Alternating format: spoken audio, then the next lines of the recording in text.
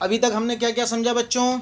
सबसे पहली चीज़ हमने समझी अलिफ मद्दा। अलिफ मद्दा। हाँ, अब उसके बाद हम या मद्दा। अब किसका नंबर आता है? वाव मद्दा।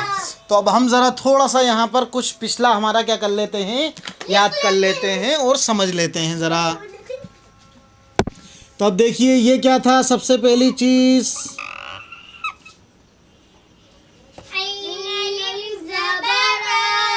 हाँ, यानी अलिफ मद्दा। क्या था ये? अलिफ मद्दा। और ये क्या है? या मद्दा। हाँ, यानी आइन या ज़ेर। माशाल्लाह, समझ में आ रहा है जी। अब हम चलते हैं वाव मद्दा की तरफ। किस तरफ? वाव मद्दा। वाव मद्दा भी जिस तरह या मद्दा बनता है इसी तरह बनता है, लेकिन अब वो है वाव मद्दा। क्या है वो? वाव मद्दा। अब वाव मद्दा में क्या होता है कि वाव साकिन होता है। वाव क्या होता है बच्चों? साकिन। यानी साकिन समझ लिए ना आप?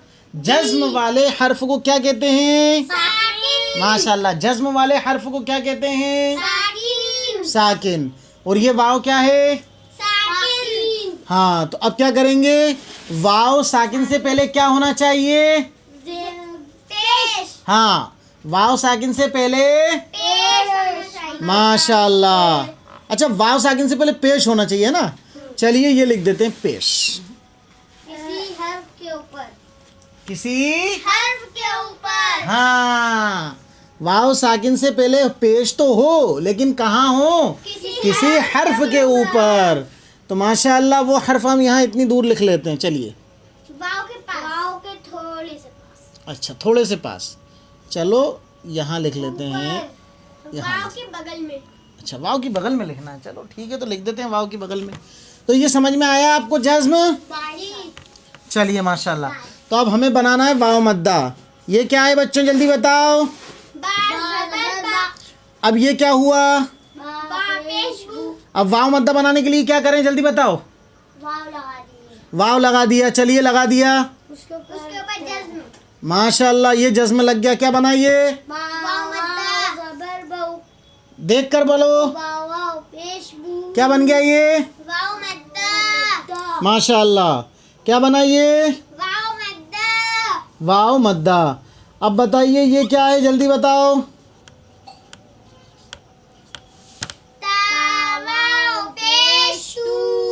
माशाल्लाह।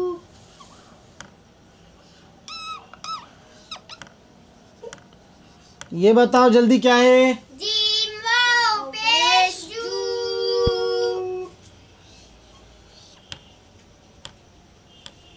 ये बताइए क्या है जल्दी।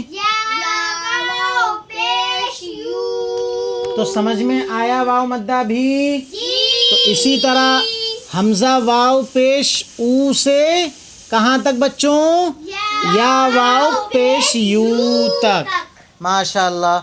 अब मैं आपके सामने मश्क में से कुछ मिसालें लिख रहा हूँ। उन मिसालों को आप मुझे हिज्जे रवां सब तरीके से बताइएगा। जी चलिए, सबसे पहली मिसाल में लिखता हूँ यहाँ पर।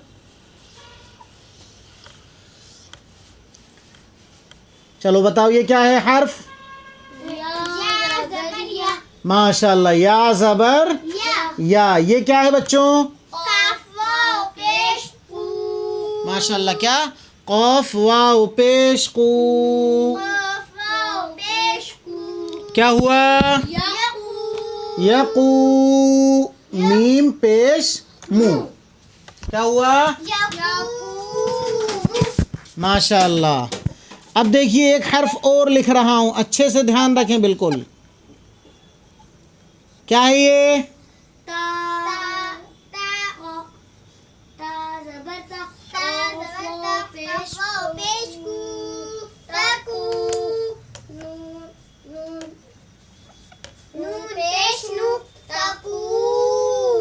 माशाल्लाह। एक हर्फ और लिख रहा हूँ, अच्छे से जल्दी से समझते हुए, जल्दी जल्दी बताना है। ये क्या है बच्चों? माशाल्लाह। ये क्या है? माशाल्लाह। या की शक्ल ऐसी है कि नुक्ते दो नीचे लगाने की ज़रूरत हाँ, या की शक्ल अगर लिखी जा रही है पूरी तो फिर नुक्ते लगाने की ज़रूरत नहीं पड़ती, माशाल्लाह। लेकिन अगर कहीं या शुरू में लिखा जा रहा है या बीच में आ रहा है तो उसके नुक्ते लगाने की ज़रूरत पड़ती है। इसलिए आप देखें पूरे नूरानी कायदे में सिर्फ या जो आखिर में है या ज़ेर यी, सिर्फ वहाँ पर 2 नुक्ते आए, वो भी किस या के लिए? पहले वाले या के लिए। बाद वाले या के लिए कोई नुक्ते नहीं है। आप देख सकते हैं हमजा से लेकर कहाँ तक? या तक। तो अच्छे से समझ में आया आपको ये?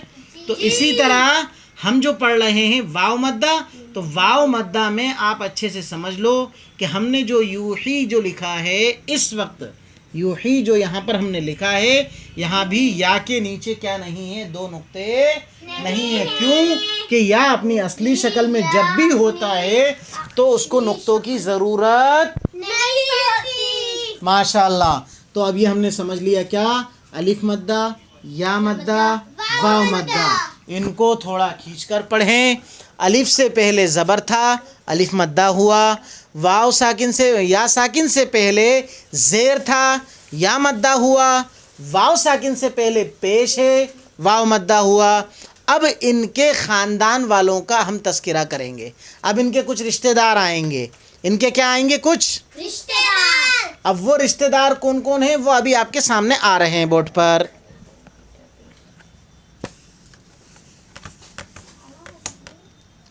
चलिए, तो हुरूफ मद्दा के 3 रिश्तेदार और हैं। हुरूफ मद्दा के रिश्तेदार 3 और हैं। अब वो हम समझते हैं कौन कौन। देखिए, खड़ा ज़बर, खड़ी ज़ेर, माशाल्लाह। ये क्या है? हुरूफ मद्दा के ख़ानदान वाले हैं। जो काम हुरूफ मद्दा का है वही काम इन तीनों का है। खड़ा ज़बर क्या है? कि ये हर हर्फ के ऊपर अगर आपको कहीं मिलता है, मान लीजिए ये क्या लिखा हमने, और ये क्या हो गया? अरे माशाल्लाह, क्यों खींचा है इसे? बोलिए, बताइए। हाँ, और खड़ा ज़बर किसके बराबर होता है? हाँ, चाहे आप बा अलिफ ज़बर बा लिखो कि बा खड़ा ज़बर बा लिखो, बात क्या होती है? बिल्कुल बराबर। तो क्या है? खड़ा ज़बर, खड़ी ज़ेर, उल्टा पेश। बोलो। इन तीनों को भी हुरूफ मद्दा की तरह थोड़ा खींचकर पढ़ना चाहिए। खड़ा ज़बर अलिफ मद्दा के बराबर होता है। हाँ, यानी अलिफ का काम करता है। खड़ा ज़बर किसका काम करता है बच्चों? अलिफ का।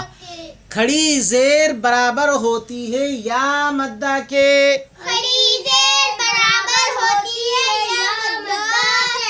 हाँ, जैसे अब हम देखो 2 हर्फ लिखते हैं। ये क्या लिखा मैंने बच्चों? बा या, और अब मैं उसकी बगल में लिख देता हूँ बा खड़ी ज़ेर। दोनों के काम क्या हैं? एक है। जितना इसको खींचा इतना ही इसे भी खींचेंगे। अब क्या आता है बच्चों?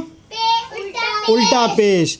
अब देखिए मैं लिखता हूँ बा वाव पेश बू, और अब मैं लिखता हूँ बा उल्टा पेश बू। तो क्या है? ये भी उतना ही खींचेगा। बस लिखने में और उनकी शक्लों में फ़र्क होगा। बाकी जितना वाव मद्दा खींचेगा उतना ही उल्टा पेश खींचेगा।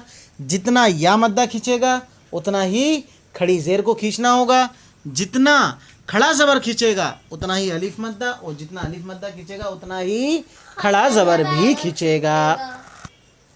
तो ये अच्छे से समझ में आ गया। अब मैं इसकी कुछ मिसालें आपके सामने लिख देता हूँ। कुछ मिसालें आपके सामने लिख रहा हूँ, आप मुझे ज़रा पढ़ के बता देना आप बच्चों। बस आपके समझ में आ रहा है ना थोड़ा बहुत? तो जी माशाल्लाह। तो ये बताइए क्या लिखा मैंने सबसे पहले?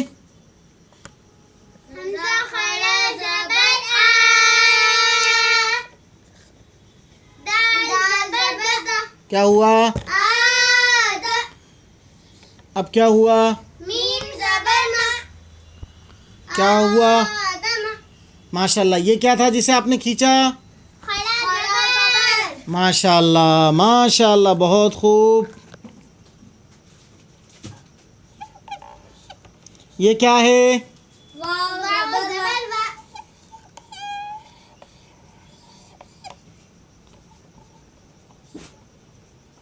ये क्या है बच्चों? काफिया जेर पी। फिर क्या है?